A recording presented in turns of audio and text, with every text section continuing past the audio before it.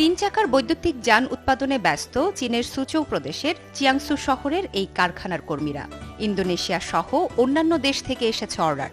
চাহিদা ও মান ঠিক রেখে তা সরবরাহ করতে হবে, ফলে চোখে নেই ঘুম।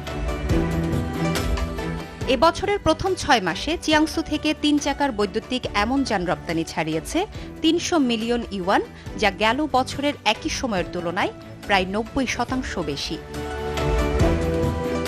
নির্মাতারা বলছেন, এসব যানবাহনের সবচেয়ে বড় সুবিধা হল সরু পথ এবং প্রত্যন্ত এলাকায় সহজেই চলতে পারে।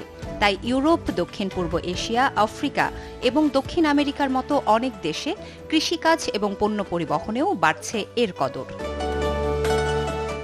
বাজার চাহিদা বিবেচনায় এখন শুধু পণ্যবাহী গাড়ি তৈরিতেই সীমাবদ্ধ থাকছে না।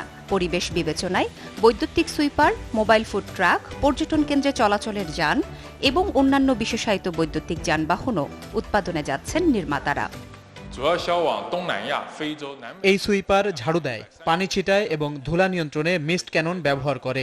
এমন একটি সুইপার ১ ডজনেরও বেশি শ্রমিকের কাজ করতে পারে। প্রযুক্তিতেও জোর দিচ্ছে প্রতিষ্ঠানগুলো। নতুন মডেলের এসব পরিবহনে যুক্ত হচ্ছে smart display, intelligent control system এবং উন্নত সংযোগ প্রযুক্তি, যা ব্যবহারকারীদের আরও আধুনিক অভিজ্ঞতা দিচ্ছে। শুধু যানবাহন নয়, বেড়েছে যন্ত্রাংশ রপ্তানিও। বছরের প্রথমার্ধে যন্ত্রাংশ রপ্তানি হয়েছে প্রায় ১৬০ মিলিয়ন ইউয়ান, যা আগের বছরের তুলনায় 10% বেশি। চিয়াংসু শুল্ক বিভাগ জানিয়েছে, বর্তমানে দক্ষিণ পূর্ব এশিয়া, আফ্রিকা, দক্ষিণ আমেরিকা ও মধ্য এশিয়া সহ ১৩০টিরও বেশি দেশে ছাড়িয়েছে রপ্তানি। সব মিলিয়ে পরিবেশ বান্ধব ও সাশ্রয়ে চীনের এই তিন চাকার বৈদ্যুতিক পরিবহন শিল্পের সামনে তৈরি হয়েছে নতুন সম্ভাবনা।